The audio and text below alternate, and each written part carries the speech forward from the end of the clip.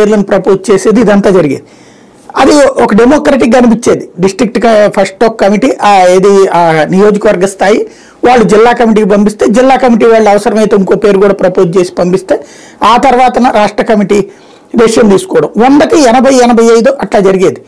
ఇప్పుడు అసలు కార్యకర్తలు వేస్ట్, ఏదో మనం పడేస్తే కూర్చునేటటువంటి వాళ్ళు ఎందుకులే చెప్పడం అనేటువంటి రూట్లో ఏమైనా ఆలోచిస్తున్నాయి ఆ పార్టీలు. మిగిలిన పార్టీల సంగతి నాకు తెలియదు కానీ సాయి గారు, మా పార్టీలో అయితే అటువంటిది లేదు.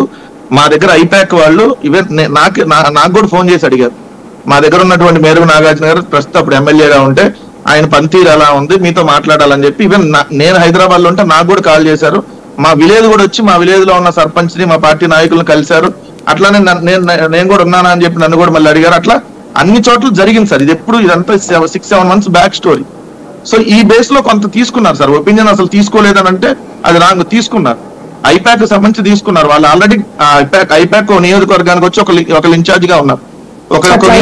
గ్రౌండ్కి వెళ్ళినప్పుడే కేసీఆర్ అని పేరు చెప్పారా, మనోడి కంటే ఆయన బెటర్ అని.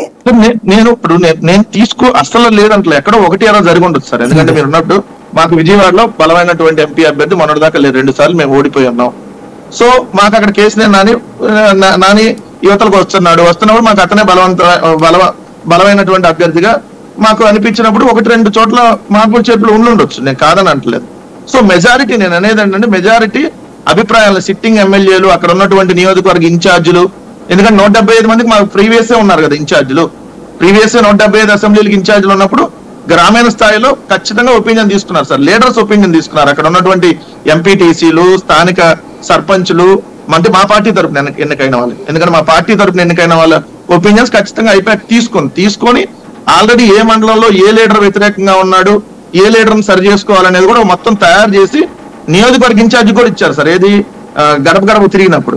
సో ఇది మీరు పలానా చోట ఇది మీకు సరిగ్గా లేదు, వీళ్ళని సెట్ చేసుకోవాలి, మీరు ఈ నాయకులు మీరు సరిగ్గా వాళ్ళని కోఆపరేట్, అది పార్టీలో అతను యాక్టివ్ గా లేడు, మీ వల్ల యాక్టివ్ గా లేడు, అతను కూర్చోబెట్టి సరి చేసుకోండి.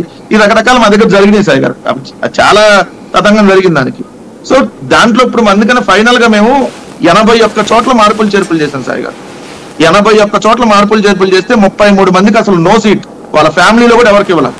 ఒక 4 చోట్ల మాత్రం కొడుకులకి అక్కడ ఇచ్చాము, ఒక 2 మాత్రం వాళ్ళ కూతుర్లకి, ఒక చోట వాళ్ళ భార్యకి, 15 మందిని మాత్రం అటు ఇటుగా నియోజకవర్గాలు మార్పులు చేతులు చేశాం. మేరుగు నాగార్జున గారు కావచ్చు, ఆదిమల్ సురేష్, అట్లా లేదంటే మీరు అన్నట్టుగా వెళ్తుంది అట్లా 15 మందిని ఎమ్మెల్యేలుగా అటు ఇటు మార్పులు చేర్పులు చేశాం.